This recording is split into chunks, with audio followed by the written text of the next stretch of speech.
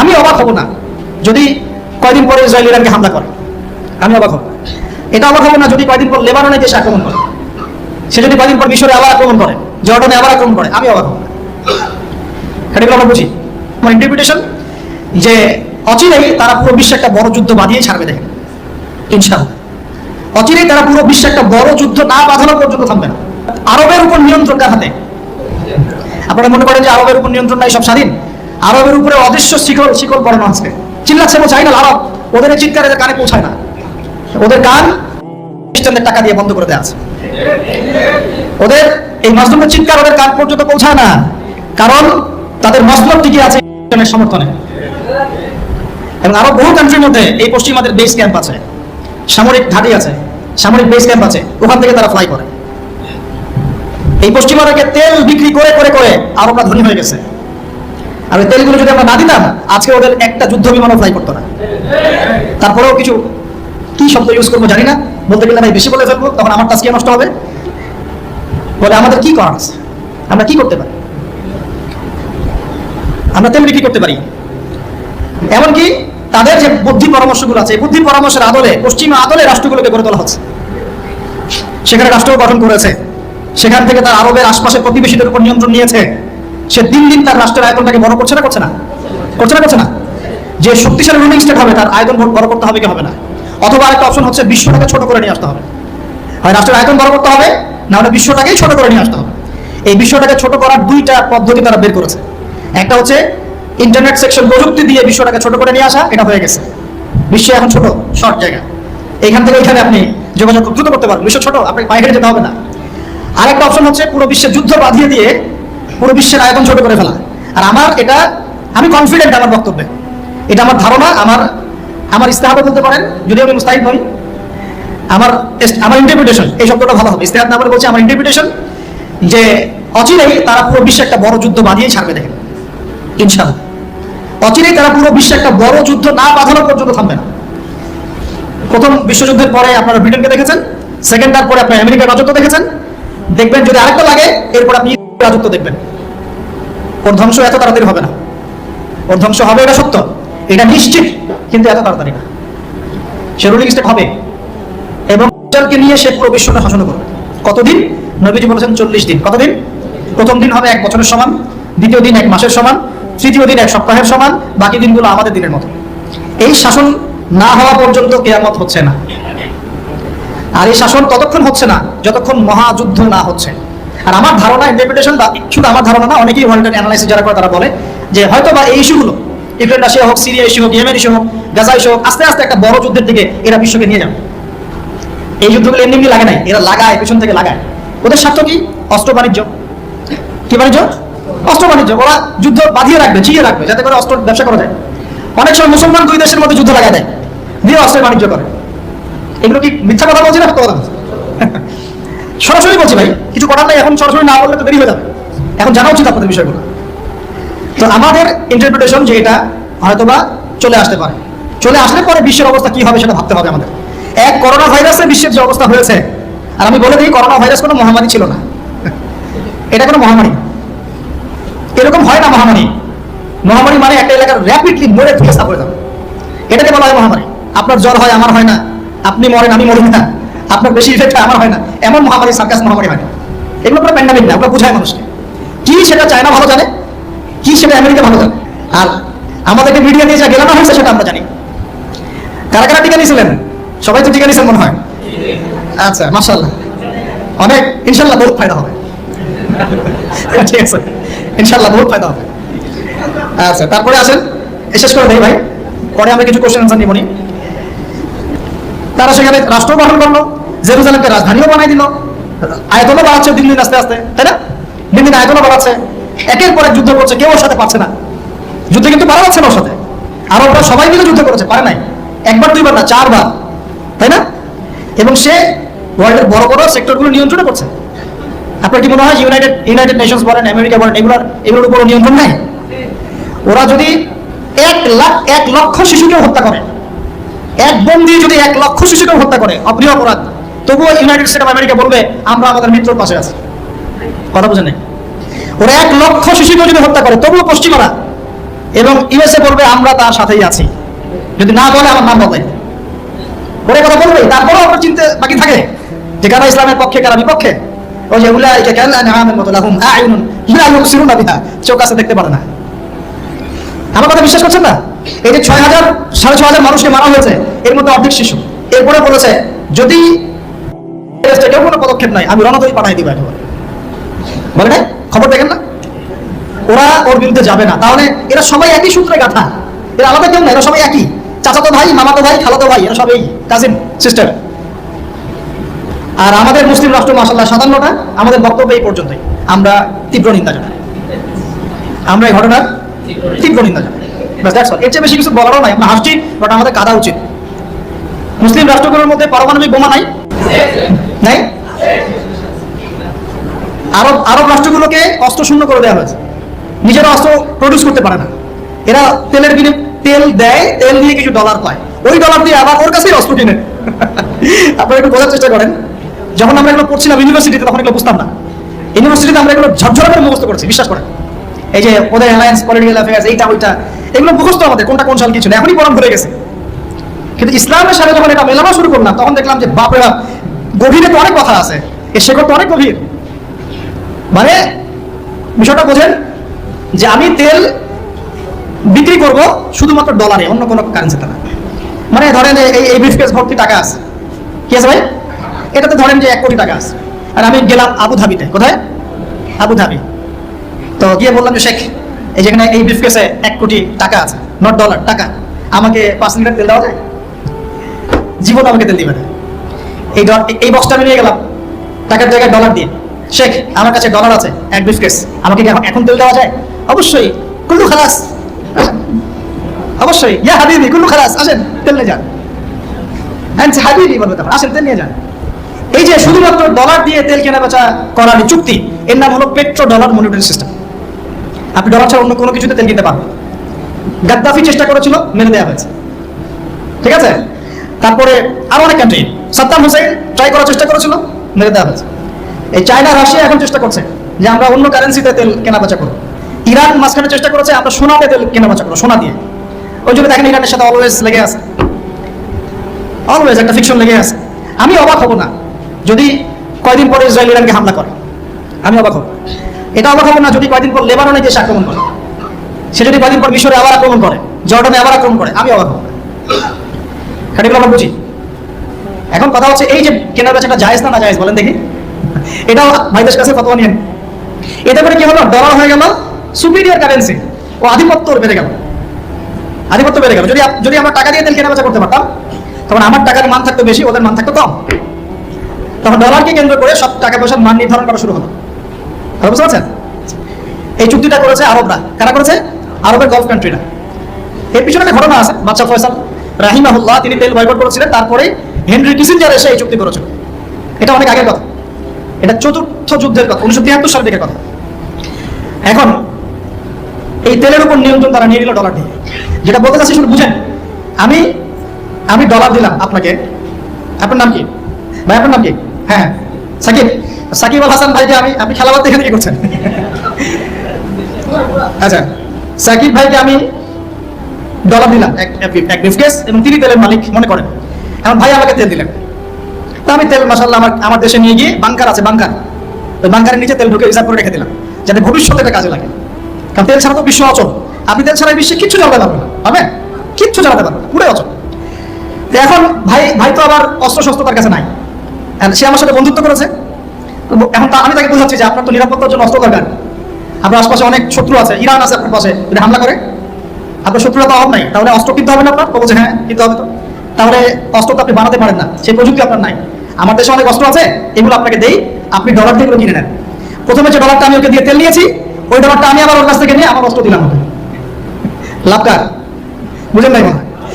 প্রথমে আমি দিয়েছি ওকে ডলার, সাকিবকে, সাকিব দিয়েছে আমাকে তেল। সেই তেল নিয়ে আমি আমার দেশে রিজার্ভ করেছি, তেল তো আমার থাকলোই। আর আমার ডলার হলো কারেন্সি, সুপিরিয়র কারেন্সি, যা দিয়ে অন্য কারেন্সির মান নির্ধারণ করা হয়। এবার ওকে বুঝালাম তোমার অস্ত্র নাই, তো বলছে তো আমার তো প্রযুক্তি নাই, তাহলে আমাকে আপনি কিছু অস্ত্র বিক্রি করেন আমার কাছে। তা আমি কিছু অস্ত্র, আমার তো অস্ত্র অভাব নাই, আমি যত ইচ্ছে বানাতে পারি। যেটা বানাচ্ছি ওর চেয়ে অত্যাধুনিকটা আমার কাছে আছে। ওকে এমন কিছু দিব না যেটা দিলে ও আবার আমাকে আক্রমণ করতে পারে। ওকে এমন অস্ত্রই দিব যেটা আমার প্রতিহত করার ক্ষমতা আছে, ব্যালিস্টিক মিসাইল ওকে দিব না, ওকে অন্য কিছু দিব। আমি এখন ওকে অস্ত্র কিছু দিলাম, ওই যে ডলারটা প্রথমে দিয়েছি ওইটা আবার সে আমাকে দিয়ে দিল। কিছু কি বুঝলেন? এইটাই চলতেছে আরবের মধ্যে। অথচ এই সার্কাসটা কিম জং উন অনেক বেশি বুঝেছে আগে। ও বলছে তোদের সাথে চলি না, আমি চায়নার সাথে চলবো, রাশিয়ার সাথে চলবো, আমি নিজে অস্ত্র বানাবো। দেখেন না কদিন আগে গোলগাপ্পর একটা মানুষ আসে আর বলে যে এই যে মিসাইল চালাচ্ছে, দেখেন না, ও ভালো কাজ করছে তার ভাষা। হ্যাঁ, আমি সে মুসলিম না, কিন্তু বলছি যে ওই সেন্সে সে ভালো কাজ করছে। আস্তে আস্তে বিশ্ব এদিকে যাচ্ছে। তবে সুসংবাদ, আমাদের জন্য সুসংবাদ হচ্ছে এই সময়টা আস্তে আস্তে আস্তে অনেক মুসলমান শাহাদাত বরণ করবে ইনশাআল্লাহ, এবং তারা জান্নাতে শহীদ হয়ে পাখি হয়ে যাবে ইনশাআল্লাহ। ওটাই তো চূড়ান্ত সাফল্য, তাই না? আমাদের বাচ্চারা মরে নাই, আমাদের বাচ্চারা জান্নাতের পাখি হয়ে আছে ইনশাআল্লাহ, আর ওদের সৈন্যরা মরে জাহান্নামের কীট হয়ে আছে ইনশাআল্লাহ। আমাদের ভাইরা মরে নাই, তারা জীবিত আছেন, তারা জান্নাতের ফল খাচ্ছেন ইনশাআল্লাহ। আমাদের মায়েরা বোনেরা মরেন নাই, তারা এখনো জীবিত জান্নাতে আছে, এবং তারা এই দুনিয়াতে আরো বারবার ফিরে আসতে চাচ্ছেন। এখন আল্লাহ আমাদেরকে আরো একবার ফিরিয়ে দিন, আবার শহীদ হয়ে আপনার কাছে আসবে। ওরা এই দাবি করছে আল্লাহর কাছে। আমাদের বোনরা মরে নাই, আমাদের ভাইরাও মরে নাই, আমাদের বাচ্চারাও মরে নাই, কারণ এই জীবনটাই চূড়ান্ত জীবন না। তার মানে এই না যে আমরা ওদের এগুলো মেনে নিব। যদি সেটা এখন হয়ে যায়, আগামী 10-20 বছরের মধ্যে, আল্লাহ ভালো জানেন, আমরা জানি না, 100 বছর পরে হতে পারে, তাহলে আমরা বুঝতে পারছি তারা কারা হতে পারে। আমরা তো বুঝতে পারছি ওয়ার্ল্ডের মধ্যে কারা কি করছে।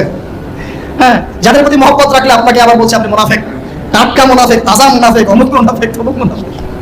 আল্লাহ সুবহানাহু ওয়া তাআলা এদের ভাগ্যে হেদায়েত থাকলে হেদায়েত দান করুন, না থাকলে আল্লাহ পাক এই কলঙ্ক, এই উম্মাহকে এগুলো থেকে কলঙ্ক মুক্ত করুন। এই চাচা আবু তালেব নবী সাল্লাল্লাহু আলাইহি ওয়াসাল্লামের জন্য এবং দ্বীন ইসলামের জন্য, কারণ তার ভাতিজার দিন তো তারই দিন, এমন কোনো ত্যাগ নাই যা স্বীকার করে নাই। চাচা আবু তালেব নবী সাল্লাল্লাহু আলাইহি ওয়াসাল্লামকে যে সাপোর্টটা দিয়েছেন, এই সাপোর্টটা আমরা সবাই মিলেও এখন দিতে পারি নাই। বিশ্বাস করেন? যে সাপোর্টটা নবী সাল্লাল্লাহু আলাইহি ওয়াসাল্লামকে চাচা আবু তালেব দিয়েছেন, এই সাপোর্ট আমরা সবাই মিলেও তাকে দিতে পারি নাই। চাচা আবু তালেব শেষ পর্যন্ত কালিমা পড়েন নাই। সাহাবীরা জিজ্ঞাসা করেছিলেন যে ইয়া রাসূলুল্লাহ সাল্লাল্লাহু আলাইহি ওয়াসাল্লাম, আপনাকে এত সাপোর্ট দেওয়ার পরে চাচা আবু তালেবের কি কোনোই উপকার হবে না, লাভ হবে না? নবীজি বলেছেন সাল্লাল্লাহু আলাইহি ওয়াসাল্লাম, আমি না থাকলে আমার চাচাকে জাহান্নামের একদম অতল তলে রাখা হতো। আমার কারণে আল্লাহ রাব্বুল আলামিন তাকে জাহান্নামের উঁচু জায়গায় রাখবেন, জাহান্নামের উঁচু জায়গায় রাখবেন, যেখানে আগুন তার পায়ের গোড়ালি স্পর্শ করবে, এতেই তার মগজ টকবক করে ফুটতে থাকবে। আপনারা কি আমার বাংলা ভাষা বুঝতে পারছেন? এমন কোনো সাপোর্ট নাই চাচা দেন নাই। মক্কার প্রায় 13 বছর যখন দাওয়াতি কাজ করছেন নবী সাল্লাল্লাহু আলাইহি ওয়াসাল্লাম, মানুষ গালি দিচ্ছে, কেউ থুতু নিক্ষেপ করছে, কেউ নামাজরত অবস্থায় মাথার উপরে উঠে নাড়ি ভুড়ি চাপিয়ে দিচ্ছে, কেউ বলছে এই ব্যক্তি জাদুকর, এই ব্যক্তি গণক, এই ব্যক্তি মিথ্যাবাদী, নাউজুবিল্লাহ, এই ব্যক্তি ফারিকুল জামাত বিভক্তকারী, এই ব্যক্তি মাজনুন, পাগল। তাকে আগলে রেখেছেন তার চাচা। মানুষ অর্থনৈতিক বয়কট করছে, চাচা আগলে রেখেছেন। 3 বছর সমাজ থেকে বহিষ্কার করা হয়েছে, গাছের ছালপাতা খেয়ে থেকেছেন বনু হাশিম, চাচা আগলে রেখেছেন। চাচা ছোটবেলা থেকে তাকে এত মহব্বত করেছেন, তার ছেলেদেরকে নিয়ে যখন খেতে বসতেন, আমাদের নবী সাল্লাল্লাহু আলাইহি ওয়াসাল্লাম একটু লাজুক ছিলেন, তিনি শোরগোল করতেন না, চুপচাপ খেতেন।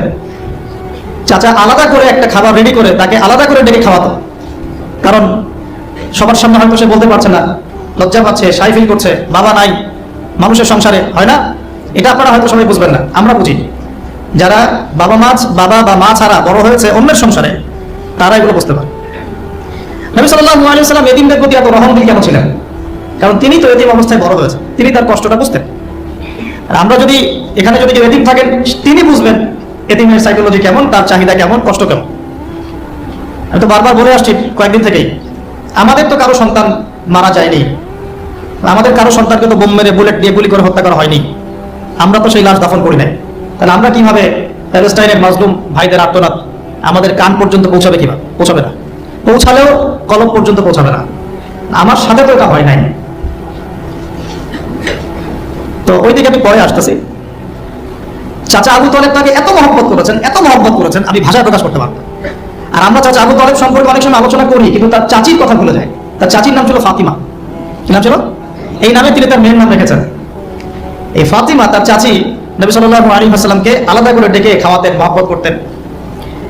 তিনি কিন্তু তার সন্তান না, অন্য কারো সন্তান। একজন মেয়ের পক্ষে অন্যের সন্তান মানুষ করা চারটাখানি কথা না। সতীনের সন্তানই সহ্য করতে পারে না, আর অন্য মানুষের সন্তান নিজের মতো করে মানুষ করা একটা মেয়ের পক্ষে এত সহজ না। তো এই কাজটা চাচি করেছেন।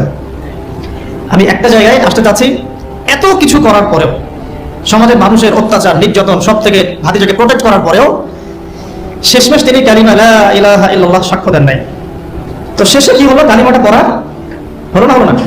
বারবার জিজ্ঞাসা করা হচ্ছে, চাচা আপনি কালিমাটা পড়েন, আমি আপনার জন্য আল্লাহর কাছে সুপারিশ করব। শেষমেশ তিনি বলেছেন যে না, আমি আব্দুল মুত্তালিবের ধর্মের উপরে থাকলাম, নাউজুবিল্লাহ। সারা জীবন সাপোর্ট দেওয়ার পরে কালিমা পড়ে মুসলিম না হওয়ার ফলশ্রুতিতে আল্লাহ নবীজি বলছেন আল্লাহ পাক তাকে জাহান্নামের উঁচু স্থানে রাখবেন। আমরা যারা মুসলমান, মুসলিম পরিবারে জন্মগ্রহণ করেছি, আমরা বা আমাদের মধ্যে বেশিরভাগ মানুষ এখনো এই নিয়ামতের শুকরিয়া আদায় করতে পারি নাই যে আল্লাহ পাক আমাদেরকে মুসলমান পরিবারে জন্ম দিয়েছে, কালিমা পড়ার তৌফিক দিয়েছে। আমরা সহজে যা পেয়ে যাই তার মূল্য বুঝি না। আল্লাহ পাক যে আমাকে জিজ্ঞাসা করেছিলেন যে আবু তাহের, তোমাকে মুসলিম বানাবো না মুসলিম বানাবো? আপনাকে কি আল্লাহ পাক জিজ্ঞাসা করেছেন যে আব্দুল রহমান, তোমাকে মুসলিম বানাবো না মুসলিম বানাবো, তুমি কি চাও? আল্লাহ পাক আমাদেরকে জিজ্ঞাসা করেন নাই। নিজ অনুগ্রহে আল্লাহ পাক আমাদেরকে মুসলিম পরিবারে জন্ম দিয়েছে। তো সেই মুসলিম পরিবারের মানুষ এখন কালিমা লা ইলাহা ইল্লাল্লাহ এর সঠিক মর্মও জানে না, তাওহীদও জানে না, শিরকও চিনে না, ইমানের রোকনগুলোও বোঝে না, ইমানের মূলনীতিও বোঝে না, ইমান ভঙ্গের কারণও বোঝে না, কোনো ক্ষেত্রে ওযু গোসলের মাসলা মাসাইলও জানে না, নামাজ পড়ার ফরজ ওয়াজিব সুন্নাত মুস্তাহাব বোঝে না, নামাজ পড়েও না। মাশাআল্লাহ, জুমার দিনে নামাজ পড়তে আসে অনেকেই, ঈদের দিনে প্রথম দেখা যায়, আর জানাজার নামাজে প্রথম দেখা যায়। আর দেখা যায় যারা এরকম নামাজ কালাম পড়ে না, তাদের জানাজা আবার 3-4 বার হয়। নামাজগুলো মনে বাকি শোধ করে পড়ে, রোজা রাখে না, যাকাত তো মাশাআল্লাহ প্রায় উঠে গেছে বললেই চলে সমাজ থেকে। বাংলাদেশের ধনিক শ্রেণীরা যদি যাকাত দিত, 10টা পদ্মা সেতু বানানো যায়। বিশ্বাস করতেছেন না? ধনীরা যদি সত্যি সত্যি যাকাত দিত, যাকাতের টাকা পদ্মা সেতুতে দেওয়া যাবে কিনা সেটাও একটা মাসালা আর কি। আমি একটা এক্সাম্পল দিলাম আর কি। যাকাতের টাকা তো এটা করা যাবে কিনা একটা মাসালা, তাই না? যাকাতের খাত তো 8টা, ইন্নামা সাদাকাতু লিল ফুকারা ওয়াল মাসাকিন ওয়াল আমিলিনা আলাইহা ওয়াল মুআল্লাফাতি কুলুব ওয়া ফির রিকাব ওয়া ফি সাবিলিল্লাহ, এরকম একটা খাত আছে। আমি একটা এক্সাম্পল দিলাম, যদি বাংলার মানুষ ধনিক শ্রেণী ঠিকঠাক যাকাত দিত, বিশ্বাস করেন সমাজে আপনি দরিদ্র মানুষ খুঁজে পেতেন। আর যাকাত ভিত্তিক অর্থনীতি চালু আপনি করতে পারবেন না, রাষ্ট্রীয়ভাবে পারবেন না। তবে কেন পারবেন না? কারণ প্রত্যেকটা রাষ্ট্রের উপর জাতিসংঘের নিয়ন্ত্রণ আছে। আমি ভাই খোলামেলা কথা বলার মানুষ, যদি কারো পছন্দ না হয় কিছু করার নাই, আমাকে বলতে হবে।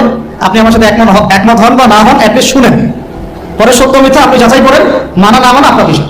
আমি জাস্ট বলতেছি, আমি তো আপনার মস্তক দখল করতে পারবো না, আমরা তো খুবই দুর্বল। যখন উম্মার একটা সংকট চলে তখন আপনি চিনতে পারবেন কারণ ইমানদার কারা মুনাফিক। ভালো অবস্থা আপনি বুঝতে পারবেন না, সব স্বাভাবিক আছে মনে করেন, এখন আপনি বুঝতে পারবেন না আসলে কে ইমানদার কে মুনাফিক। উম্মার উপর কোনো বাধা বিপত্তি আসলে তখন বুঝতে পারবেন যে আসলেই কে ইসলামের পক্ষে আছে, কে ইসলামের বিপক্ষে আছে, আর কে ভিতরে ঢুকে ঢুকে শয়তানি করতেছে। আমাদের আলোচনার টপিক এটা না, টপিকে আসতেছি। আমি একটা কথা বলতে চাচ্ছিলাম যে আল্লাহ পাক যে আমাদেরকে জিজ্ঞেস না করেই মুসলিম পরিবারে জন্ম দিয়েছেন, এই নিয়ামতের শুকরিয়া আমরা আদায় করতে পারবো না। যদি সারা জীবন সিজদায় পড়ে থাকি, এখন থেকে নিয়ে আমরা শুধু তাওহীদের অনুসারী হয়েছি, এই কৃতজ্ঞতাই আমরা আদায় করতে পারবো না। আমরা দিনের জন্য কিছুই করি নাই, আমাদের দ্বারা ইসলামের বড় বড় খেদমত হয়েছে এমন না। আবু তালেব একা যা করেছেন, আমার মতো 100 জন আবু তালেব তা করতে পারে নাই, পারবে না, এটাই সত্য কথা। আবু তালেব কোন অবস্থায় করেছেন?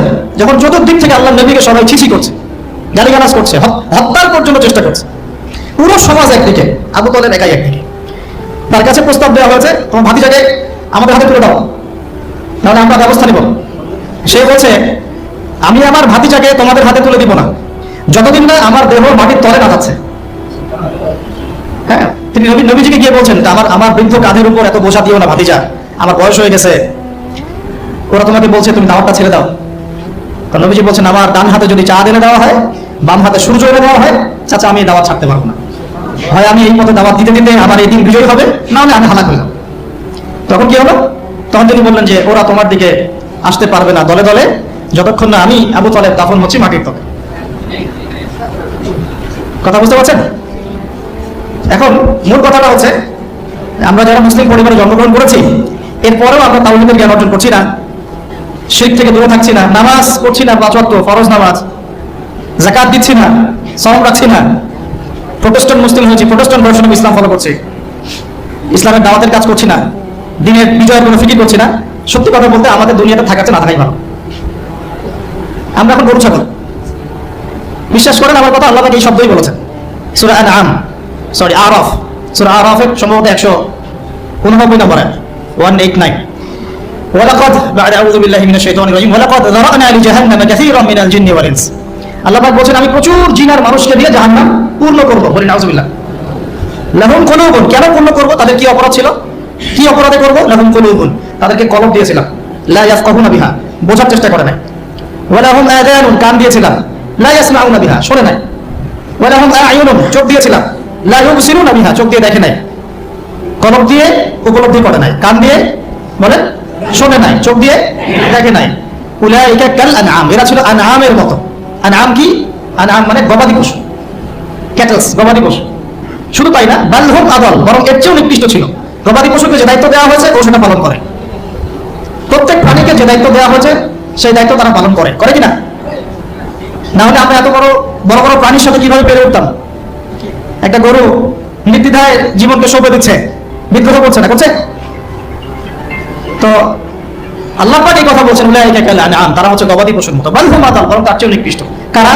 উপলব্ধি করে না, দেখে না, শোনে না। এখন আমাকে উত্তর দেন দেখি, আমাদের মধ্যে এখানে কোন ব্যক্তি আছেন যে চোখে দেখেন না, কানে শোনেন না, উপলব্ধি করেন না? আমরা সবাই চোখে দেখি, এই চোখে দেখি কিনা? দেখতে পাচ্ছেন তো আপনি? কানে শুনতে পাচ্ছেন কিনা? তাহলে আল্লাহ পাক কোন চোখের কথা বলছেন আর কোন কানের কথা বলছেন যেগুলো অন্ধ? বলেন। নিঃসন্দেহে অন্য একটা চোখ আছে, আরেকটা কান আছে, আরেকটা চোখ আছে, কান আছে, সেটা কোথায়? কলবে। তাহলে আবু জেহেল আল্লাহ নবীকে চিনতে পারছে না, আবু বকর রাদিয়াল্লাহু আনহু চিনতে পারছেন, তাহলে দুজনের তো বাইরের চোখ একই। কোন চোখ তাহলে অন্ধ আবু জেহেলের, যে কারণে আবু জেহেল আল্লাহ নবীকে চিনতে পারল না? বলেন।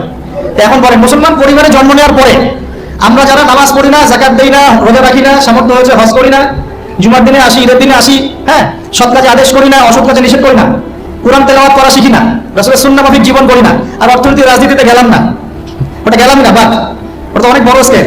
তাহলে আমাদের কি চোখ আসলেই আছে, কান আসলেই আছে, কলব কি আসলেই জিন্দা, না সত্যিকার অর্থে আমরা গবাদি পশু হয়ে গেছি? আত্মপর্যালোচনা করতে হয় তো।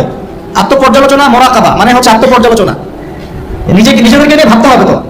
এখন আপনি আমাকে উত্তর দেন, যে মুসলমান নামাজ পড়ে না, রোজা রাখে না, দাওয়াতের কোনো মেহনত নাই, দিন প্রতিষ্ঠার সংগ্রাম নাই, কোরআনও তেলাওয়াত করতে জানে না, আল্লাহর পথে সদকা করে না, তাওহীদের জ্ঞান নাই, শিরকের জ্ঞান নাই, সুন্নতের জ্ঞান নাই, বেদাতের জ্ঞান নাই, ঈমান ভঙ্গের কারণ জানে না, ওযু করার মাসালাও জানে না, তো এই মুসলমান সারা বিশ্বে মার খাবে না তো কারা খাবে?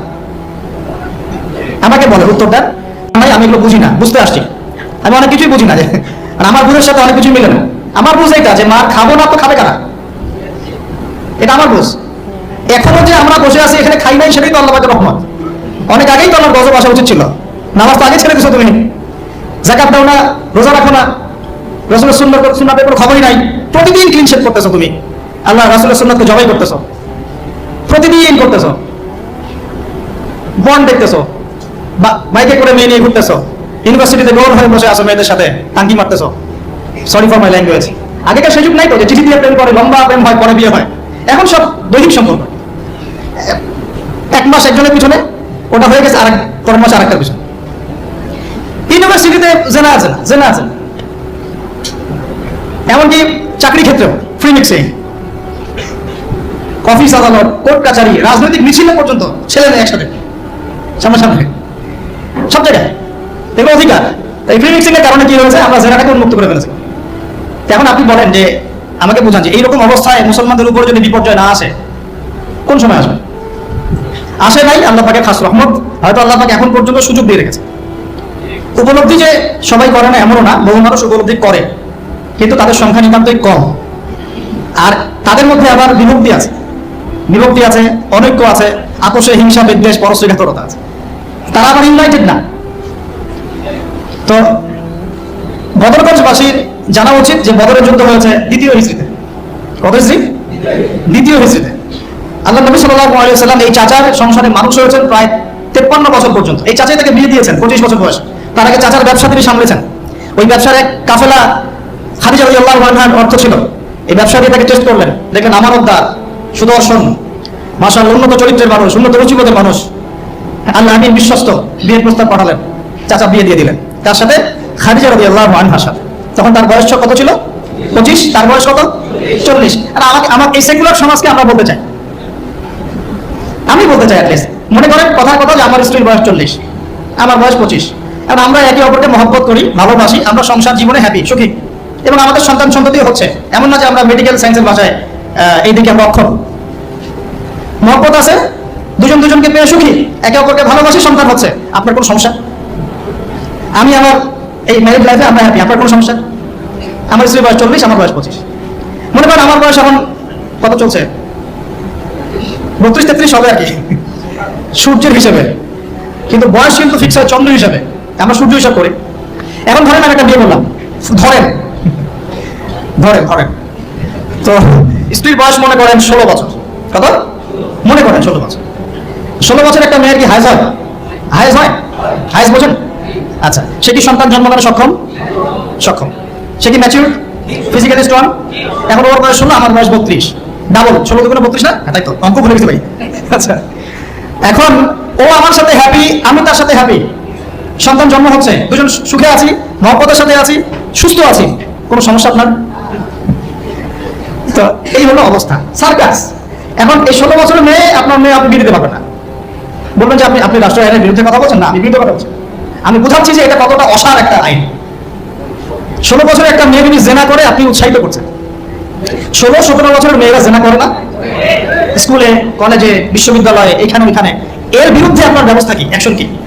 কিন্তু 17 বছরের একটা মেয়ে যদি বিয়ে করে, আপনি তো কাজীকে ধরে জেলে দিয়ে দিবেন একেবারে। এখন বলেন এটা কি আমি মানতে বাধ্য? জোর করে চাপাই দিলেন, ল করে দিলেন, মানতে বাধ্য হয়ে গেলাম। আসলে কি কোরআন সুন্নাহ সমর্থিত হলো? তেমন জবাব দিবেন আল্লাহর কাছে আপনি?